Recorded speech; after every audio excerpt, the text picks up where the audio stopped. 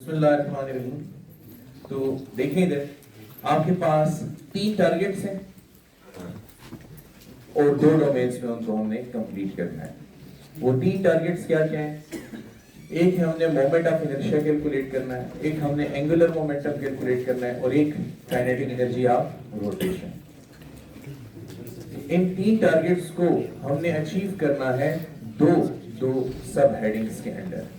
और वो 2 सब हेडिंग्स कौन सी है उनको जरा यहां पे देखो। एक आप करोगे सॉल्यूशन सर्कुलर मोशन के लिए,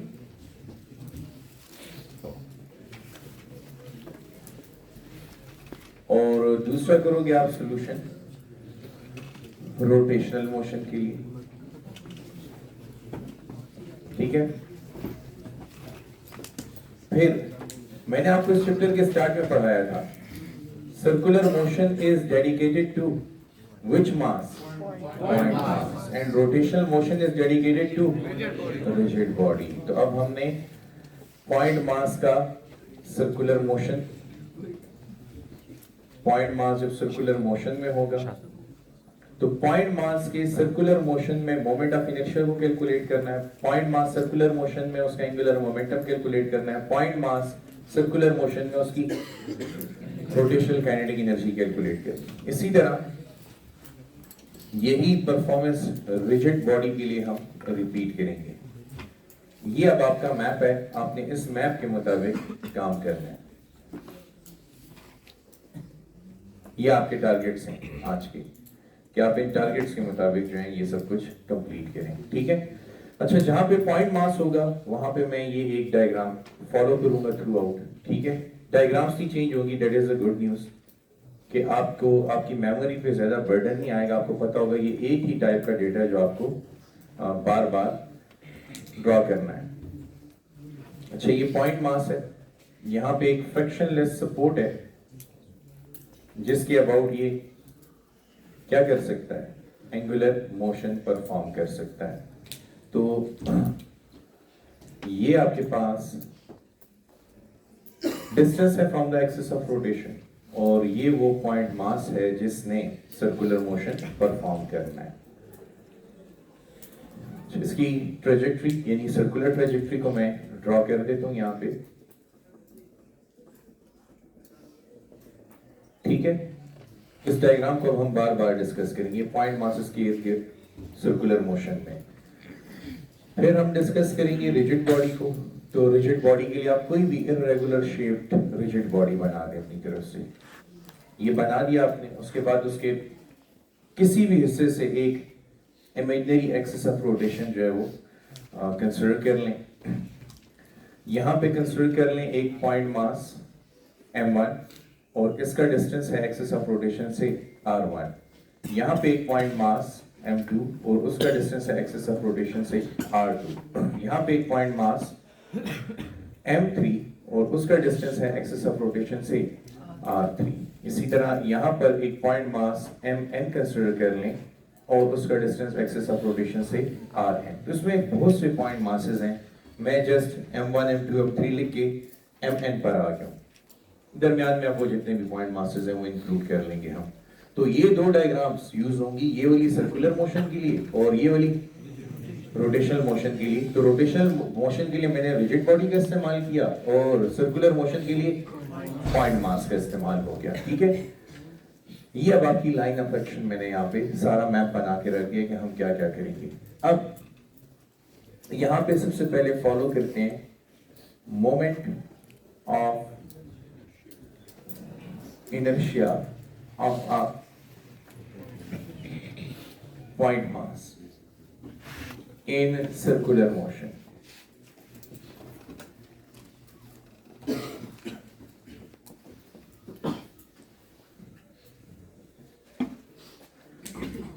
अब यहां पे सिर्फ हेडिंग्स बदलेंगी। इधर है moment of inertia of a point mass in circular motion, तो ये पहला टारगेट है। उसके बाद एंगुलर मोमेंटम, उसके बाद तो मैं सिर्फ इसको रब करूंगा और बाकी हेडिंग एज इट इज छोड़ दूंगा। तो आपने मेरी मैपिंग को देखना है कि इसमें सिमिलैरिटी इंडेक्स कितना ज्यादा है, ताकि हम ये तीनों टॉपिक आसानी से याद कर सकें। ये तीनों, ये 3, फिर ये 3 अलग आएंगे, ये 6 का सेट है। 3 यहां से बनेंगे 3 यहाँ से बनेंगे इंशाल्लाह। तो टोटल 6 टॉपिक्स होंगे आपके एक ही जैसे जो कि कंप्लीट होंगे। दरमियान में 2 एडिशनल टॉपिक आ जाएंगे। एंगुलर मोमेंटम को पहले डिफाइन कर देंगे, फिर रोटेशनल काइनेटिक एनर्जी को डिफाइन कर देंगे, फिर उनके लिए ये सारी परफॉर्मेंस देंगे हम। अब moment of inertia, if you remember, it is mr² for a point मास। मैंने बताया था कि इसे हम कैलकुलेट करेंगे, प्रूफ करेंगे। आज प्रूफ करते हैं, देखें। ये पॉइंट मास है, इस पर मैं एक फोर्स F अप्लाई कर देता हूँ। फोर्स F अप्लाई करूंगा तो इसमें टॉर्क पैदा होगी। कौन सी? क्लॉकवाइज से एंटी क्लॉकवाइज? ये हो गई वो एंटी क्लॉकवाइज टॉर्क। ठीक है। R और F में कितना एंगल है? 90 का एंगल है। ठीक है, they are perpendicular to each other, ये आप देख सकते हैं। तो मैं यहाँ पे टॉर्क कैलकुलेट करता हूँ। Torque is equal to RF sine 90। ठीक है, एंगल तो हमें पता है ना। अच्छा, ये बताओ कि according to Newton second law F is equal to ma, और वो ए कौन सा है? AT वाला, टेंजेंशियल या लीनियर एक्सेलरेशन वाला। और साइन 90 किसके बराबर है? 1 के बराबर है। ठीक है, तो जरा गौर करो अब मैं वैल्यूज को कैसे यूज करूं। Torque is equal to R, F की जगह MAT, साइन 90 की जगह 1। तो रिजल्ट क्या आया? Torque is equal to R MAT। लेकिन what is the relation between linear and angular acceleration? AT is equal to alpha R या R अल्फा। ठीक है, both are the same thing. इधर देखो अब एक और इंपॉर्टेंट डेफिनेशन, ये क्या है? Tangential acceleration. Tangential acceleration is the moment of angular acceleration. This is a new definition for you. The moment of angular acceleration is called linear acceleration. The moment of, if you remember torque की definition, the moment of force is called, the moment of linear force is called angular force. The moment of linear force is called angular. The moment of angular acceleration is called linear acceleration. अच्छा, अब मैं पुरानी quantities वैसे ही लिख देता हूँ। Torque is equal to R M, R into R. So you get torque is equal to M R square alpha। समझ आ गई? ओके, अब जरा नोटिस करो, अगर मैं इसका कंपैरिजन करूं F is equal to ma के साथ न्यूटन सेकंड लॉ के लिए, ठीक है, तो बताओ फोर्स की जगह पे फोर्स है, इनर्शिया की जगह पे नहीं, ऐसे कहेंगे फोर्स की जगह पे मोमेंट ऑफ फोर्स है, इनर्शिया की जगह पे मोमेंट ऑफ इनर्शिया है, और मोमेंट ऑफ एंगुलर एक्सेलरेशन की जगह पे लीनियर एक्सेलरेशन। समझ आई कि नहीं आई? तो इसका मतलब ये मोमेंट ऑफ इनर्शिया है, क्योंकि फोर्स की जगह में फोर्स भी है, एक्सेलरेशन की जगह एक्सेलरेशन भी है, तो मास की जगह पे मोमेंट ऑफ मास है। It is the moment of mass. तो इसको किससे रिप्लेस करेंगे? आई से। तो हम लिख देंगे इस टर्म को स्पेसिफिकली किसके बराबर? आई के बराबर। तो इक्वेशन क्या बनेगी? Torque is equal to I alpha, where I is equal to mr square. तो यहाँ पे हम कैलकुलेशन किसके लिए कर रहे थे? पॉइंट मास के लिए कर रहे थे कि नहीं कर रहे थे? तो this is your moment of inertia of a point mass in circular motion, hence proved. मुश्किल था? स्टेप्स क्लियर है?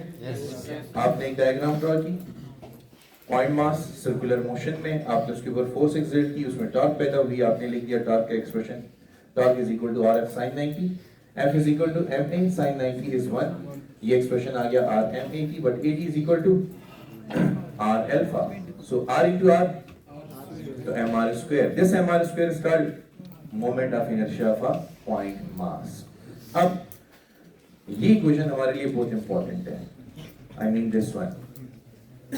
Let's say this is our equation number 1। तो अब हम चलेंगे और कैलकुलेट करेंगे moment of inertia of a rigid body in rotational motion.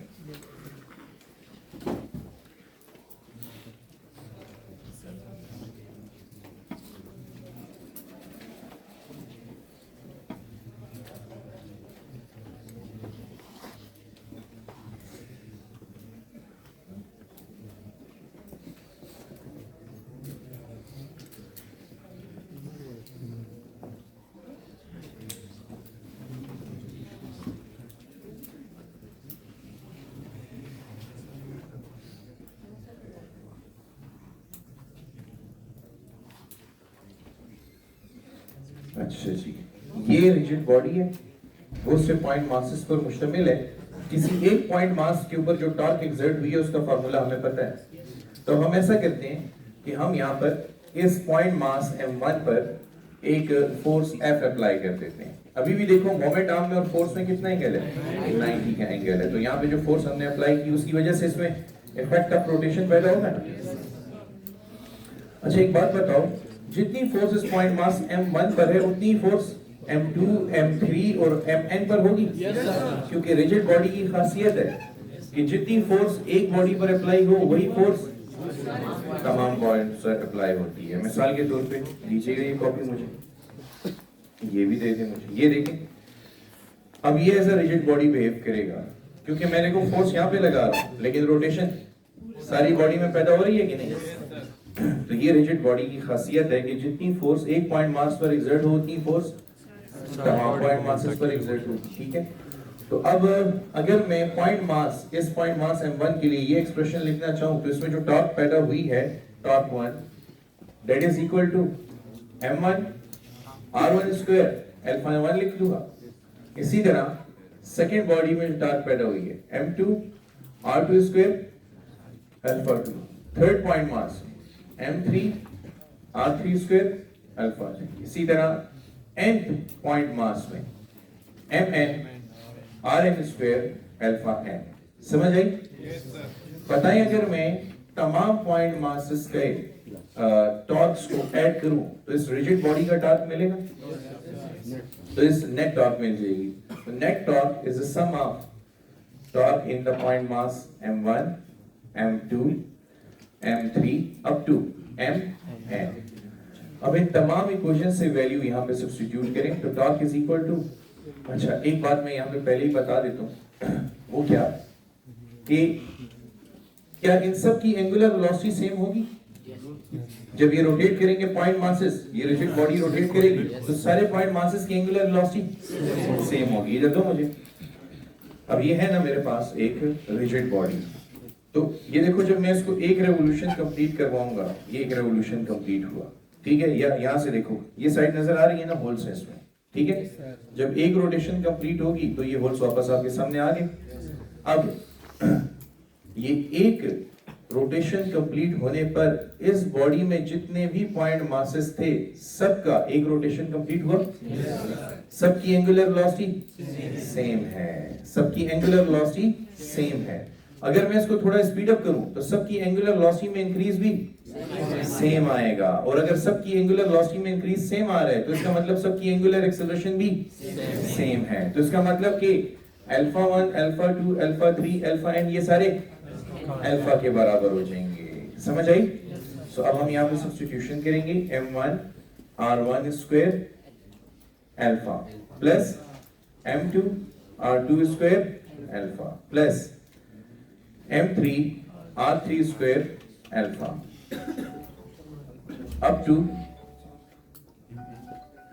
mn rn square alpha. अब इन सब में कॉमन ले सकते हैं, अल्फा को कॉमन लें तो m1 r1 square plus m2 r2 square plus m3 r3 square plus up to plus mn rn square, इन सब में से कॉमन अल्फा आ जाएगा। ठीक है, अच्छा ये क्या है? तमाम पॉइंट मासेस के मोमेंट ऑफ इनर्शिया का सम है, जो उसको समेशन ऑपरेटर के थ्रू क्लोज करो। Summation I runs from 1 to n mi ri square alpha. समझ आई? तो मैं इसको रिप्लेस कर रहा हूं किससे? ये होल समेशन किसके बराबर है? I के। तो torque is equal to I alpha, ये टॉर्क वहीं पर, ये अल्फा वहीं पर, सिर्फ इस क्वांटिटी को किससे रिप्लेस किया? I से। तो यहाँ पे हम सब्स्टिट्यूशन सिर्फ मेंशन कर देंगे where I is equal to the sum of moment of inertia of all the rotating or the point masses in circular motion। तो तमाम पॉइंट मासेस के मोमेंट इनर्शिया का सम हमें इस रिजिड बॉडी का मोमेंट ऑफ इनर्शिया देगा। तो बताओ क्या ये तमाम पॉइंट मासेस के मोमेंट ऑफ इनर्शिया का सम है? तो इसको ऐड करने से क्या मिला? रिजिड बॉडी का मोमेंट ऑफ इनर्शिया। इस वक्त ये IRB, RB का क्या मतलब है? Moment of inertia rigid body. इस वक्त ये IRB यानी कि यही क्वांटिटी मोमेंट ऑफ इनर्शिया है इस रोटेटिंग रिजिड बॉडी का। समझ आ गई? ओके, तो इसका मतलब कि हमारा टास्क 1 अचीव हो गया। हमने मोमेंट ऑफ इनर्शिया कर लिया पॉइंट मास के लिए भी और रोटेटिंग रिजिड बॉडी के लिए भी। इधर देखो, की पॉइंट यहां से था, आपने सिर्फ ये डिराइव की, ये तो आसान है ना, तो उसके बाद तो कुछ मुश्किल है ही नहीं, क्योंकि यही इक्वेशन आप यहाँ पे मौजूद पॉइंट मास M1 के लिए लगाओगे, फिर पॉइंट मास M2 के लिए लगाओगे, फिर पॉइंट मास M3 के लिए और फिर पॉइंट मास Mn के लिए लगा दोगे। फिर इन सबको ऐड करो तो रिजिड बॉडी की टास्क मिलेगी। फिर इनकी वैल्यूज आपके पास इधर मौजूद थी, वो आपने सब्स्टिट्यूट की, knowing that alpha 1, alpha 2, alpha 3, alpha n सब किसके बराबर है? अल्फा के। तो वो देखो आपको यहाँ पे नजर आ रहा है, सेम है कि नहीं है? फिर इन सब में से क्या कॉमन लिया? अल्फा। तो अंदर आपके पास ये समेशन रह गई, इसको समेशन ऑपरेटर के थ्रू क्लोज किया और आपका टॉपिक खत्म हो गया। क्लियर हुआ? अब देखो एंगुलर मोमेंटम को, पहले हम एंगुलर मोमेंटम को डिफाइन करेंगे और उसके बाद यही प्रोसेस एंगुलर मोमेंटम के लिए रिपीट करेंगे, दोनों प्रोसेस। ठीक है?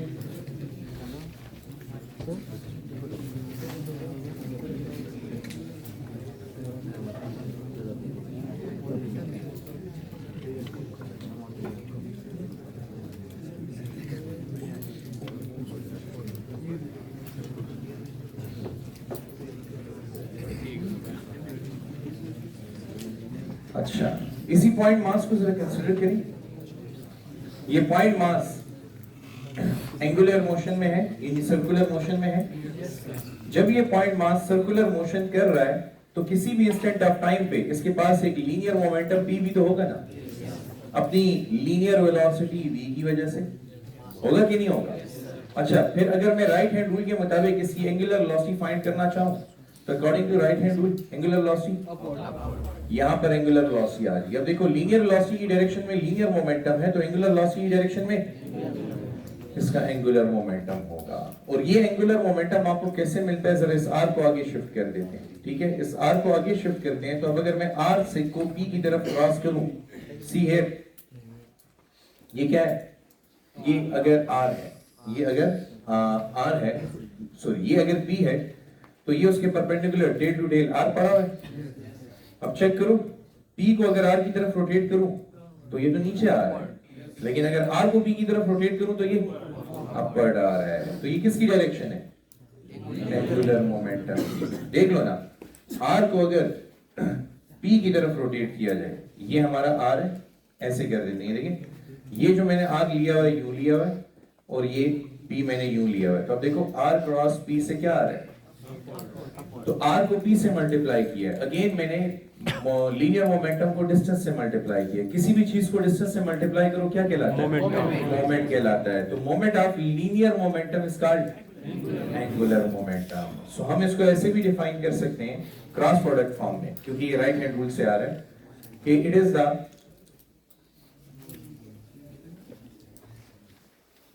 Cross product of moment of and linear momentum. Symbolically इसे आप L से रिप्रेजेंट कर देते हैं और mathematically L is equal to R cross P से रिप्रेजेंट करते हैं। ठीक है? अच्छा, मैग्नीट्यूड वाइज अगर आप लिखें तो L is equal to RP sine theta आप लिख दो। L is equal to RP sine theta. इससे क्या पता चल रहा है कि L कितने फैक्टर्स पे डिपेंड करता है? R पे, P पे और थीटा पे। ठीक है, थीटा की वैल्यू के ऊपर। ओके, अब इसकी नेचर बता दें। स्केलर है कि वेक्टर? तो nature wise it is a vector quantity. Vector quantity है तो डायरेक्शन कैसे फाइंड करेंगे? राइट हैंड रूल से। अच्छा, अब इसमें जरा लिमिटेशन समझाता हूं। कौन सी रोटेशन है? Anti clockwise. ये कौन सी रोटेशन? क्लॉकवाइज। तो हमने क्या कहा था कि anti clockwise rotation is taken as and clockwise taken as. अच्छा, फर्ज कीजिए कि अगर एक न्यूट्रल बॉडी है, एक न्यूट्रल बॉडी, यानी उसके ऊपर कोई भी चार्ज नहीं या उसके ऊपर एक पॉजिटिव चार्ज है और ये सर्कुलर मोशन में, तो इसका angular momentum according to right hand rule upward होगा और वो पॉजिटिव होगा कि नेगेटिव? पॉजिटिव। कौन सी रोटेशन है? एंटी क्लॉकवाइज रोटेशन है। तो एंटी क्लॉकवाइज रोटेशन के लिए एंगुलर वेलोसिटी भी पॉजिटिव होती है और एंगुलर मोमेंटम तो एंगुलर वेलोसिटी की डायरेक्शन में होता है, वो भी पॉजिटिव हुआ। अच्छा, अब अगेन मैं दोबारा वही बात लिखूंगा कि कौन सी बॉडी है? न्यूट्रल, और कौन सा चार्ज है? पॉजिटिव। अब चले जो डाउनवर्ड, कौन सा रोटेशन है? क्लॉकवाइज रोटेशन है। ठीक है, अब क्लॉकवाइज रोटेशन के लिए ओमेगा नेगेटिव होता है और एल भी negative according to right hand rule. जब मैं फिंगर्स को कर्ल करूं तो ये डाउनवर्ड आ रहा है, तो अगर ये डायरेक्शन पॉजिटिव है तो ये negative. What about a negative body? A real case starts here. अगर आपके पास बॉडी नेगेटिव बॉडी हुई तो अभी तो आपने राइट हैंड रूल इस्तेमाल किया था, तो अब मैं आपको बताता हूं, अब आप शिफ्ट हो जाओगे कौन से रूल पे? लेफ्ट हैंड रूल पे। अच्छा, रोटेशंस वही रखूंगा। कौन सी रोटेशन है? Anti clockwise. ये कौन सी रोटेशन है? ये क्लॉकवाइज है। रोटेशंस मैंने वही रखी, लेकिन अब देखो मैं बॉडी कौन सी लूंगा? Negative charge, negative charge. Okay, कौन सा रूल इस्तेमाल करना है? लेफ्ट हैंड रूल इस्तेमाल करना है। तो अब जरा लेफ्ट हैंड रूल इस्तेमाल करो इसके एंगुलर वेलोसिटी के लिए। According to left hand rule, तो एंटी क्लॉकवाइज इसका क्या आ रहा है? पॉजिटिव कि नेगेटिव? नेगेटिव। तो नेगेटिव चार्जेस के लिए एंटी क्लॉकवाइज रोटेशन क्या होगी? नेगेटिव। तो उनकी एंगुलर वेलोसिटी भी नेगेटिव और उनका एंगुलर मोमेंटम भी नेगेटिव होगा। और अगर मैं क्लॉकवाइज रोटेशन देखूं तो इधर देखो, क्लॉकवाइज रोटेशन अपवर्ड आ रहा है, तो पॉजिटिव चार्ज के लिए, नेगेटिव चार्ज के लिए एंगुलर वेलोसिटी क्लॉकवाइज रोटेशन के लिए पॉजिटिव, उसका एंगुलर मोमेंटम भी पॉजिटिव होगा। समझ आई? तो ये आपकी एक्सटेंशन तमाम एंगुलर क्वांटिटीज के लिए एप्लीकेबल है। चार्ज पॉजिटिव हुआ तो कौन सा रूल? Right hand. लेकिन चार्ज नेगेटिव हुआ तो लेफ्ट हैंड रूल से हेल्प लेनी है। Clear? Okay, this was something additional and special, क्योंकि ये केमिस्ट्री से भी लिंक्ड है। केमिस्ट्री में आप लोग बोर मॉडल वगैरह पढ़ते हैं? Yes sir. बोर मॉडल में angular momentum of electron MVR is equal to integral multiple of h by 2 पाई, वो सबने रटा किया होता है। वो एंगुलर मोमेंटम का formula MVR is equal to n h by 2 पाई, ये क्या है? Angular momentum. लेकिन ये वाला फार्मूला हमने अभी तक प्रूफ नहीं किया, मैं आपको प्रूफ करके दूंगा। और ये अगर एंगुलर मोमेंटम L है, ये क्या है? प्लांक कांस्टेंट का यूनिट क्या है? Joule second. और एंगुलर मोमेंटम का खैर है, वो कैलकुलेट कर लेंगे। एंगुलर मोमेंटम आराम से कैलकुलेट कर लेंगे, यही है, क्योंकि इक्वलिटी लगी हुई है ना। These two have same units, NO2 पाई का कोई भी यूनिट नहीं है। देखें इधर इसको, ये वाला क्वेश्चन ना कि प्लांक कांस्टेंट है same dimensions as that of angular momentum, ये पास्ट पेपर में 3-4 दफा आ चुका है। एंगुलर मोमेंटम की डायमेंशंस किसके बराबर है?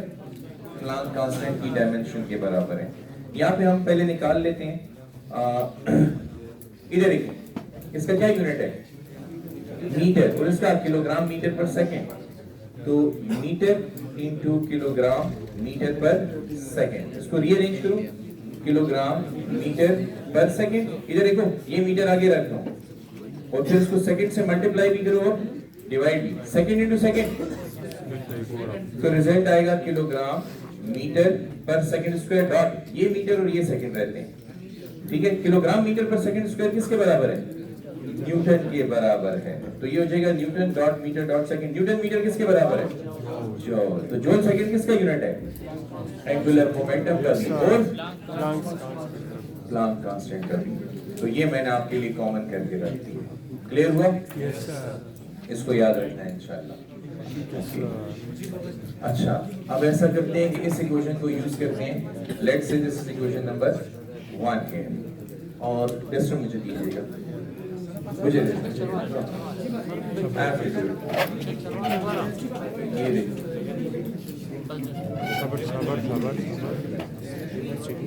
इधर देखो सारे बच्चे, इधर फोकस बहुत इंपॉर्टेंट है। अच्छा please don't lose a track. ये 6 टॉपिक्स 3-3 के पेयर में एक ही तरह काम कर रहे हैं। अब मैं करूंगा angular momentum of a point mass in circular motion. Keep it there.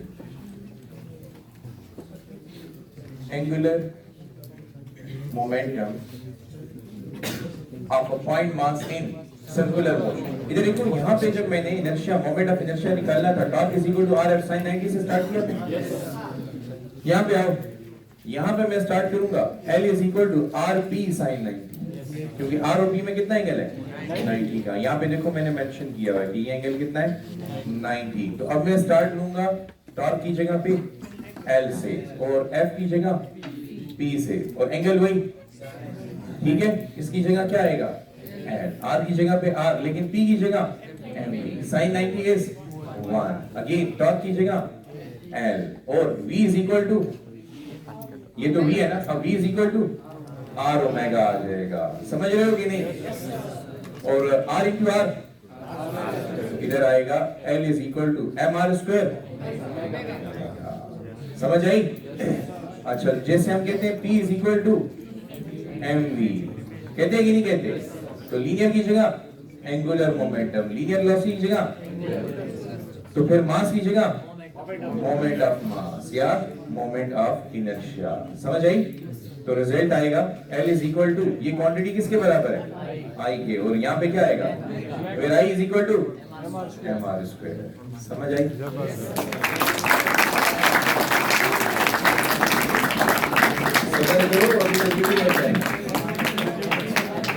Look at this one. अब इसको एंजॉय करो। ये होगा, हाँ hold it, rotational angular momentum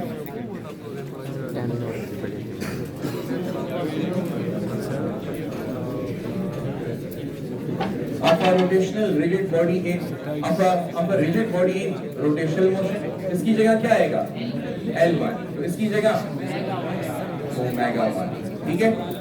इसकी जगह L2, तो इसकी जगह इसकी जगह L3, इसकी जगह ओमेगा 2, इसकी जगह Ls, तो इसकी जगह ओमेगा L। बातें नहीं करती, प्लीज मेंटेन साइलेंस। अच्छा, अब यहाँ पे क्या आएगा L is equal to L1, L2, L3, Ln। So L is equal to M1 R1 square. अच्छा, यहाँ पे सारों की एंगुलर वेलोसिटी सेम होगी, क्योंकि ये रिजिड बॉडी का हिस्सा है। तो जितनी एंगुलर वेलोसिटी से ये मूव कर रहा है उतनी एंगुलर वेलोसिटी से, बस इनके सर्कल्स अलग अलग होंगे, लेकिन ये सब एक रेवोल्यूशन एक ही टाइम में कंप्लीट करेंगे। समझ आई? सो यहाँ पे ओमेगा, यहाँ पर भी ओमेगा, यहाँ पर भी ओमेगा, और यहाँ पर भी ओमेगा। समझ आई? अच्छा, तो ये क्या होगा L, और ये क्या होगा ओमेगा, और ये तो एज यूजुअल इसी के बराबर आएगा L इज इक्वल टू, तो ये क्या है L is equal to I omega. समझ आई?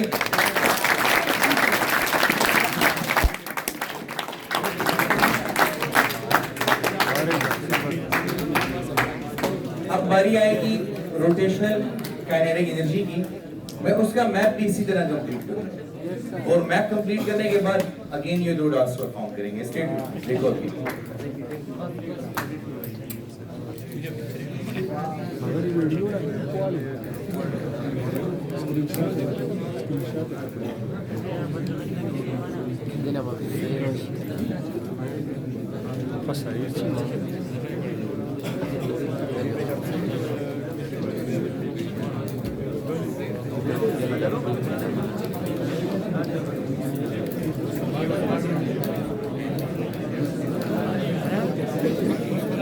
Rotational kinetic energy. तो आपने ट्रांसलेशनल काइनेटिक एनर्जी डिफाइन की थी। It is the energy processed by body due to its linear motion.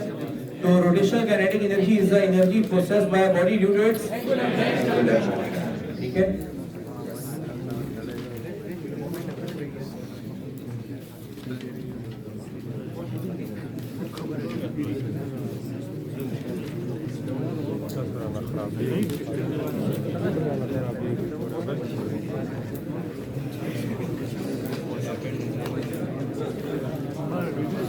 Symbolically इसको KER से रिप्रेजेंट कर दें। अच्छा देखिए, kinetic energy of translation is half mv square. इसके कंपैरिजन में KET को किससे रिप्लेस करोगे?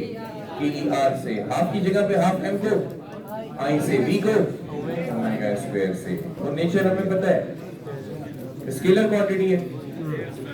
यूनिट क्या है? काइनेटिक एनर्जी का यूनिट और किसी भी एनर्जी का यूनिट जूल ही होता है। ठीक है, अच्छा गिव मी दैट टेस्ट। अच्छा, इसको किससे रिप्लेस करोगे? रोटेशनल काइनेटिक एनर्जी से। सिमिलरली इसको भी रोटेशनल काइनेटिक एनर्जी से रिप्लेस करना है।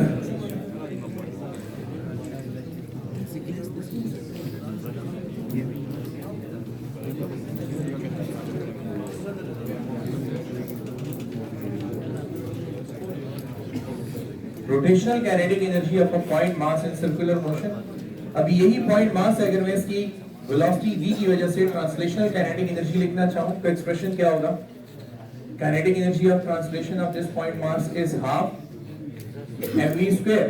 लेकिन अगर बॉडी एंगुलर मोशन भी कर रही है, ठीक है, तो उसकी वेलोसिटी v एंगुलर वेलोसिटी के साथ कैसे रिलेटेड है? v is equal to r omega. तो v स्क्वायर की जगह r ओमेगा होल स्क्वायर। इस सब्स्टिट्यूशन को इक्वेशन का हिस्सा बना दो। तो अब काइनेटिक एनर्जी ऑफ ट्रांसलेशन की जगह कौन आएगा? हाफ की जगह पे हाफ, m की जगह पे अब स्क्वायर ऑपरेट कर दो। तो kinetic energy of rotation is equal to half m r square omega square. ठीक है, अच्छा अब गौर से देखो, ये m r स्क्वायर क्या है? हाँ, moment of inertia of point mass in circular motion. So उसको रिप्लेस कर दो। Kinetic energy of rotation is equal to half I omega square. तो अब ये वाली इक्वेशन हम रिजिड बॉडी के लिए यूज करेंगे, क्योंकि ये तो किसी भी पॉइंट मास के लिए एप्लीकेबल है। तो देखो, rotational kinetic energy of a rigid body in rotational motion. तो इसको किससे रिप्लेस करेंगे? KE R1, इसको KE R2 से, इसको KE R3 से, और इसको KE Rn से रिप्लेस कर देंगे। अच्छा, यहाँ पे स्क्वायर होगा, समझ रहे हो? और यहाँ पे भी स्क्वायर होगा। ठीक है, और यहाँ पे काइनेटिक एनर्जी, यहाँ पे भी kinetic energy, kinetic energy, kinetic energy और काइनेटिक एनर्जी। तो वो R साथ कंसीडर कर लेंगे, R1, R2, R3 और Rn। ठीक है, तो यहाँ पर भी kinetic energy total m1 r1 square omega square omega square omega square omega square and omega square is and omega square यहाँ पे, और ये काइनेटिक एनर्जी और ये भी काइनेटिक एनर्जी ऑफ रोटेशन। ठीक है, total kinetic energy of rotation. और यहाँ पे हम आके जो चीज मिस कर गए उसको इंक्लूड कर देते हैं 1/2। इन सब इक्वेशंस में हम क्या मिसिंग है? 1/2। थ्रू आउट 2 पे डिवाइड कर दें, तो यहाँ पे भी 2 पे डिवाइड करें, यहाँ पे भी, यहाँ पे भी, यहाँ पे भी, यहाँ पे भी। बल्कि ऐसा करते हैं, यहाँ पे 2 कॉमन ले लेते हैं। मैं जज्बाती हो गया था तो मैंने हर जगह पे 2 लगाना शुरू किया। ये 2 कॉमन लिया, ये 2 यहाँ पे मौजूद है। अब इसको फाइनल इक्वेशन में इंक्लूड कर दें। So kinetic energy of rotation is equal to half I omega square, where I is equal to, समझ आ गई?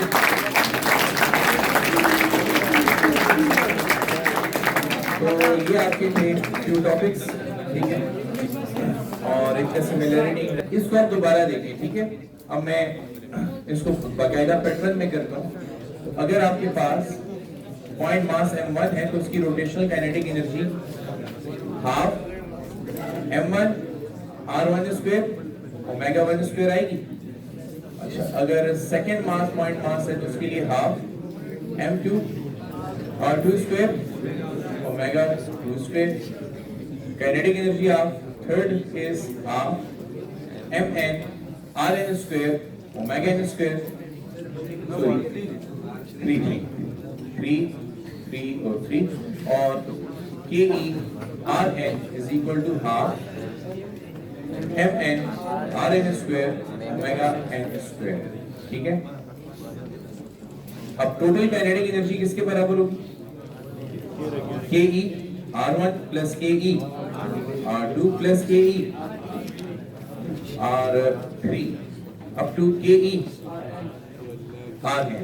अब अगर इसमें वैल्यूज पुट की जाए तो total rotational kinetic energy is equal to, अच्छा देखो इधर से सारा हाफ कॉमन ले लें और उस तरफ से सारा ओमेगा, क्योंकि हम जानते हैं omega 1 is equal to omega 2 is equal to omega 3 is equal to omega n is equal to omega. तो इधर पहले हम लिख देते हैं m1 r1 square plus m2 r2 square plus up to plus mn rn square whole common omega square.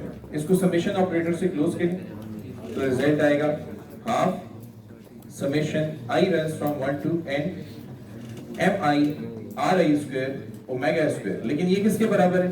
Moment of inertia of a rotating rigid body, so you replace it with i omega square. समझ आई? That's it, thank you.